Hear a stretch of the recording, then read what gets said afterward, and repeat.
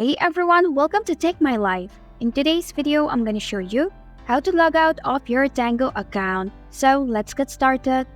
Begin by launching your Tango application on your phone. Then tap on your profile picture icon at the top left corner of your screen. After you reach this menu, scroll down until you find Logout option. Then tap on Logout option which is under Logins. If you are sure, tap on Logout once again.